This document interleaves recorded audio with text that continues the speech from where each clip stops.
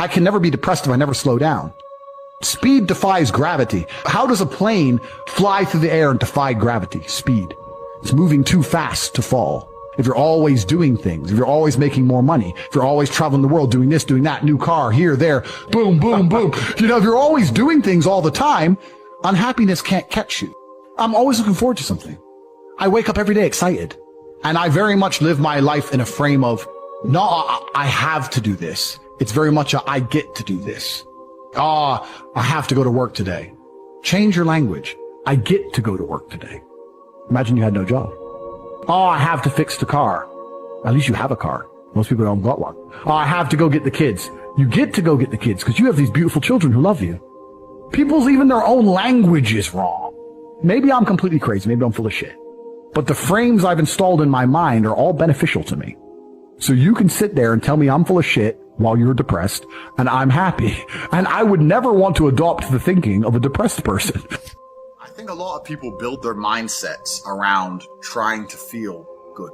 So that's why we were talking earlier about people who want to ignore the idea of personal responsibility or self-accountability because they feel better if they pretend it's not a real thing. They feel better if they pretend everything's someone else's fault. So people are they're basing their mindsets around trying to feel good.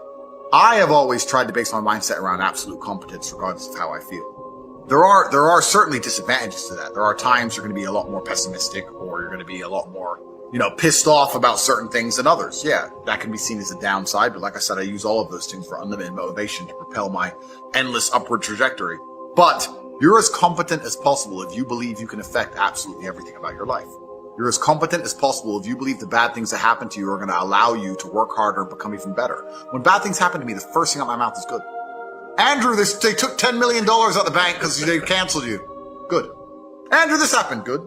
This mindset I've constructed allows me to be as fearsome a competitor as possible. It allows me to be a feared opponent in any realm of human endeavor, and that's the point of a mindset. Why would you absorb information or construct a mental model that doesn't allow you to be as competitive as possible?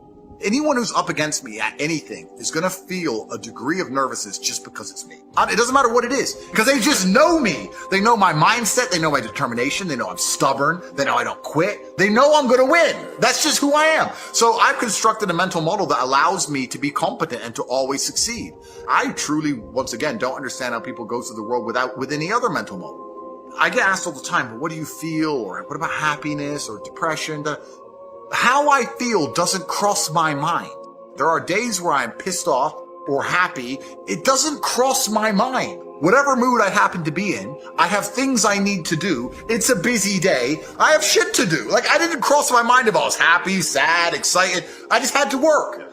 I'm certainly not a person who doesn't feel emotions because we're all human. I certainly do. But I've never prioritized them in any regard. I haven't put them in the middle of my mental model and then affected my actions based on how I feel for each one. It's absolutely and completely the opposite.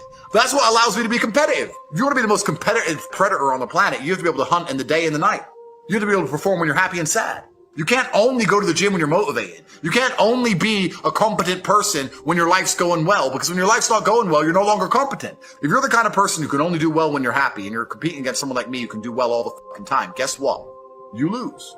So my mental model, most of my opinions are just based around constructing a mental model that allows me to be brutally competitive. I don't care if I'm wrong. I am more competitive as an individual if I don't believe I can become depressed. No matter what bad happens to me in my life, even if the worst things on earth that could happen to me, I could never become clinically depressed because I would never self-diagnose myself as clinically depressed because I don't believe in it. Because I don't believe in the idea of hopelessness. You cannot try and make me adopt thinking that will reduce my competitiveness as an individual. I don't believe in it. That's it. I don't believe in things that take power away from me, and I don't adopt mental models that make me less competitive. Every single mental model I have are the most efficient ones I could find. So this is how I've come to all of my conclusions as an individual. There are people sitting in a dark room right now, full-grown adults, professionals, trying to put me in jail, sitting there, analyzing my entire life, every message I've ever sent, everywhere I've ever been, and what I've ever spoken to, ever, trying to put me back in a dungeon. They've frozen all my bank accounts, have taken almost 20% of my car collection. And I smile. That's my weapon. I don't care. The reason they're trying to attack me is because I'm seen as a hero to so many young boys. And that inspires bravery in the young boys, so they're trying to kill the hero. So I can't allow them to make me sad or miserable or depressed. I refuse. That's the weapon. What else am I supposed to do? Jot this phrase down. Life and business is like the changing seasons. And then here's the next phrase. You cannot change the seasons. But make this note. You can change yourself. Human beings can live one way for 5 years and then tear up that script and live a totally different way the next 5 years. Any year you choose, you can make incredible changes in your life. Anytime you want to, you can say, I'm going to change my attitude, I'm going to change my income. Take on that as your God-given right as a human being to change your life to whatever degree you want it to change. There isn't anybody in here that can't do it. Dramatically change the course of your life. Now here's the 4 major lessons in life to learn. Number 1, learn how to handle the winters. Now there's all kinds of winters. There's the winter of the season, but there's all kinds of other winters. There's political winters. What a winter it was in Japan back during World War II, one of the longest winters in recorded history. The winter of sickness, economic winters, the winter of a divorce, the winter of a death in the family. Some things we can't understand, but here's what we do know. It's possible for us to get through the winter. Now, how do you handle the winters? You can get better, and you can get stronger, and you can get wiser. Make this note. Winters don't last forever. With self-esteem bursting out all over, with the skills you're going to develop, you're going to be able to handle whatever comes your way. Now here's the next season. It's called the season of spring. Sometimes the winter seems long, but sure enough, eventually, winter has to give way to the spring. Just hang in there when the night is long. Hang in there when it's dark, and your spring will surely come. It is true that the dark time doesn't last forever, but here's what you've got to also understand. Spring doesn't last forever. Take advantage. Don't be distracted, especially in the spring. You've got to take advantage of every spring that comes because there's only a handful. The sunrise doesn't last all day. Don't waste the chance. Each spring that comes, take advantage of them because there's just a few. Don't let them all pass. Now here's number 3, is the summer. In the summer, we've got 2 things going for us. One is opportunity, but the other is to watch out for your enemies. There's going to be people that'll be envious, and they will not be your friends. I'm asking you, whatever threatens you, threaten it back.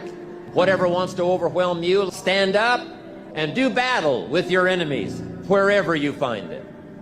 We must also deal with the enemies within ourselves. Don't become a victim of yourself. It's possible to become a victim of the things that happen, but here's the most important thing. Don't become a victim of yourself. Forget the thief in the alley that's after your purse. What about the thief in your mind that's after your promise? Now here's the last season. It's called the season of harvest. After the long summer, we've been disciplined. Then, in due time, your harvest will come. And then you'll be able to say, by gosh, the hard work has paid off. The lonely nights have paid off. And my harvest has finally come. Life is a cycle of ups and downs, and even the toughest moments are temporary. Difficult times are not just obstacles, they are opportunities. They shape you, teach you, and prepare you for what's ahead.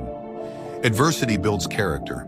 It strengthens your resolve and shows you what you're truly capable of. Without challenges, there would be no growth. When you face struggles, remember that you're not alone. Everyone goes through their own battles. The strongest people you admire today didn't achieve greatness without hardship. They endured, they persevered, and they used their struggles as fuel to rise above. You can do the same. Hanging on during tough times requires faith.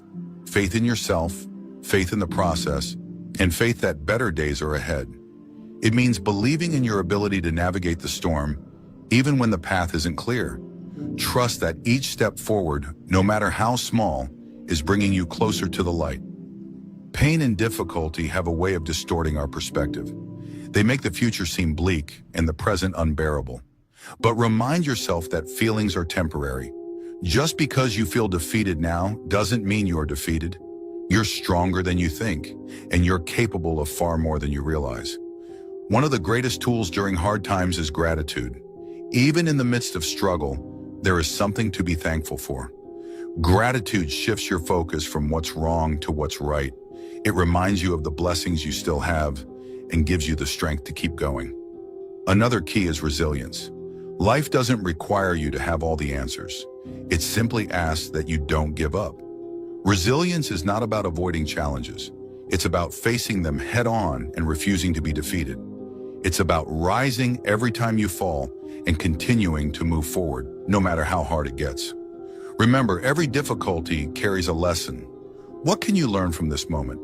How can you grow? Embrace the struggle as a teacher, and you'll come out of it wiser and stronger. The pain you feel today is laying the foundation for the strength you'll have tomorrow. Surround yourself with positivity. Lean on the people who uplift you, inspire you, and remind you of your worth. Avoid the voices that feed negativity or doubt. You need encouragement and support to keep moving forward. Break down the challenge into smaller steps. When the mountain feels too high to climb, focus on the next step in front of you. Progress, no matter how small, is still progress.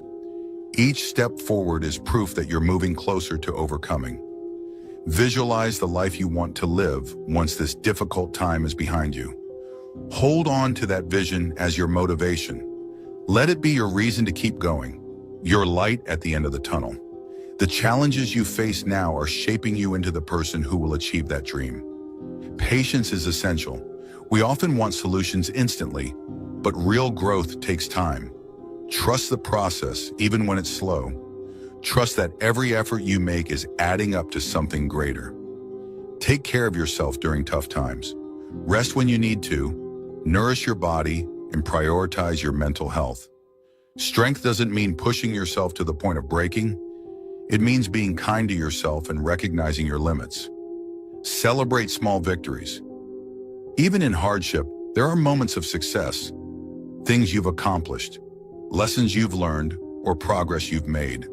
Acknowledge those wins and let them remind you of your capability.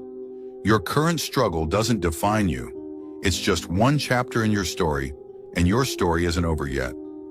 Don't let temporary difficulties make you lose sight of your permanent potential. Life is full of seasons, and this tough season will pass. Hang on. Stay strong. You are capable of enduring more than you think, and you are closer to a breakthrough than you realize.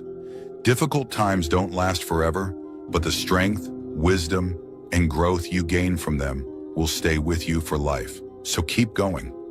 One day you'll look back on this moment, not with regret, but with pride.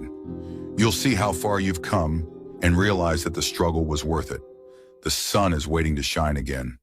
Just hold on until it does.